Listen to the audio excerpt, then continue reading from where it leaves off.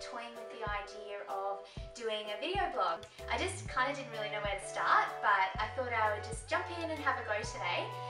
I thought for my first video I would do sort of a sit down type of one, and I've seen the ABCs of travel posts going around on a lot of the blogs that I read, and I wanted in on the fun. So obviously there's 26 items to get through, it's the alphabet, so I'm gonna get straight in there and try and keep it fairly short and sweet. I was 12 when I got my first ever passport, and I remember being ridiculously excited about getting a passport, and I just thought it was the coolest thing ever. I'm not really a beer drinker, so this question would probably be better answered by Ty, but he's not here. Actually, I tried some beer in Fort Collins in Colorado when we were there, and it was pretty good actually, so I'll go with one of the Fort Collins beers that I tried. It's a good sign that I've loved something I've tried while travelling if I come home and try and recreate it in my own kitchen. I have done that on so many different occasions. I have made jambalaya. Ty and I had the most outstanding dish in New Orleans when we were there, and I came home and knew I had to make it, and it turned out really, really yummy, if I do say so myself. The other thing would be crepes, particularly of the Nutella variety. I've made them at home since. They're a little bit of work, but totally worth it. So I don't have a place that I particularly didn't like. And the same kind of goes for favourite actually. I've loved so many places that I've gone to, and it's too hard for me to pick just one. For me, travel is all about those wow moments. You know, taking a sunset stroll along the beach in the Bahamas, to visiting Times Square in New York City for the first time, to seeing a Broadway show in New York for the first time, walking around the rim of the Grand Canyon, to climbing the Eiffel Tower. There's been so many moments that have really stopped me in my tracks and taken my breath away. So too many wow moments to name just one, but there's a bunch for you. For me, it's my own 2 feet. There's nothing better than getting out and walking around to experience a city or a place. A fun alternative to that though is bike riding. Ty and I have done some really fun bike rides around cities or in big parks, and that's a really great way to see a place too. It's a little bit quicker than walking as well. The feeling of freedom that travel gives you. That feeling where you can do what you want, see what you want, go where you want, take as long as you want. That feeling of freedom and of endless possibility is my absolute favourite thing about travel. But I'd have to say the hottest place I've been to is Queensland, Australia in summer, which is my home, but we often get days that are like in the high 30s or low 40 degrees Celsius days, and they are just so hot. A trip that comes to mind, when my family and I went to Thailand, we stayed in a really, really lovely resort, and the service there was outstanding. It was second to none. Now this one's easy for me. It was definitely Brisbane to Paris. I think it was about a 30-hour journey all up, and that included like a stopover in Singapore for a couple of hours, I think.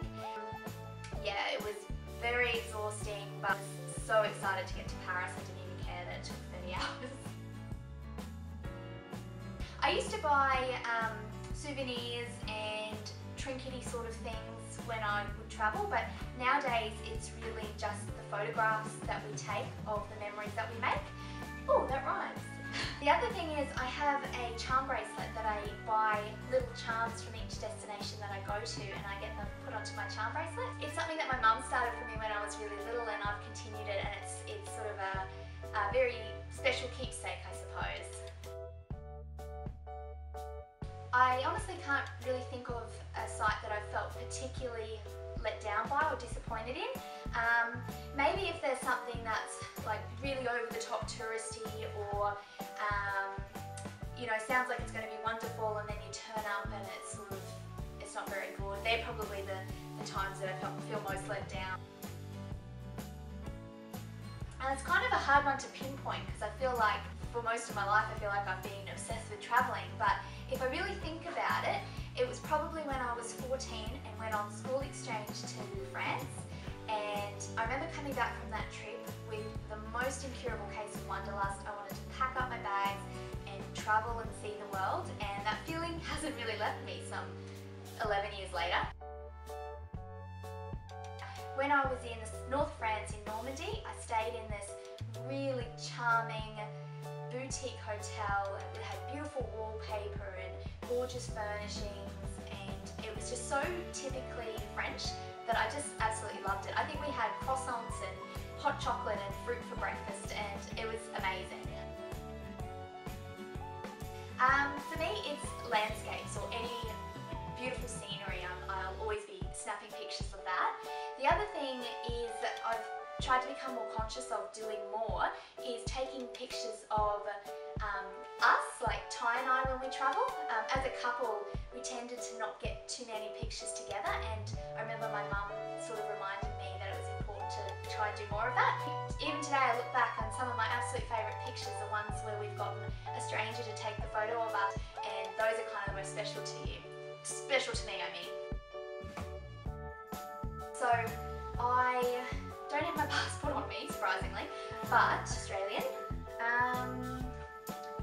So I've had this one I think for a few years now, and what have I got in there?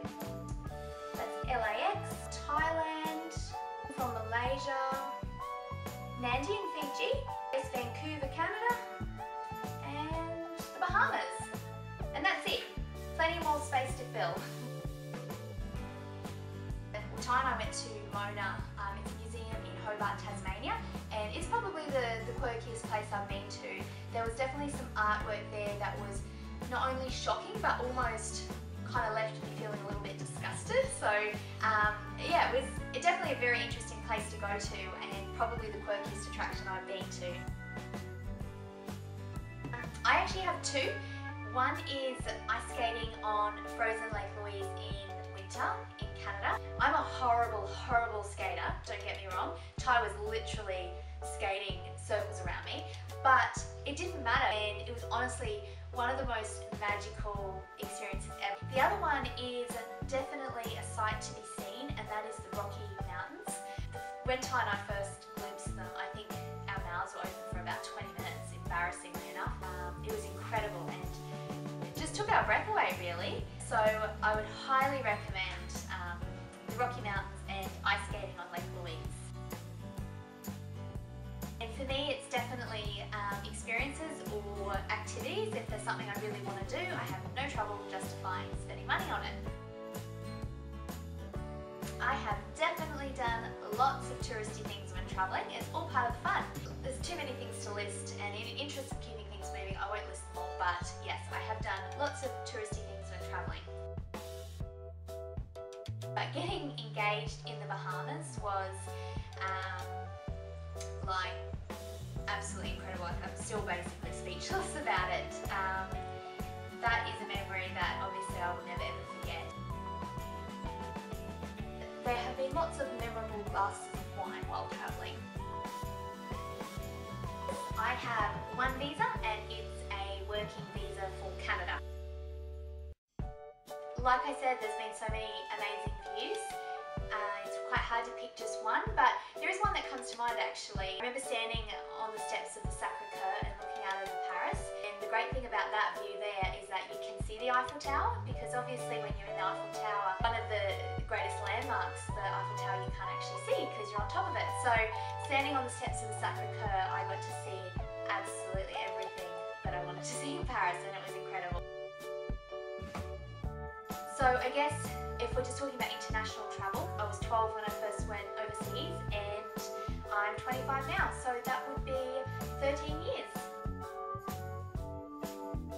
I remember going to a ice hockey game in Vancouver, Canada with Ty when we were there, and ice hockey is just something that's not played in Australia, so that was just a really cool experience in itself. There were so many fans there, so many people so passionate about that sport, that it was infectious. We couldn't help but, you know, really get into the game, even though we had no idea about any of the rules or what was going on half the time.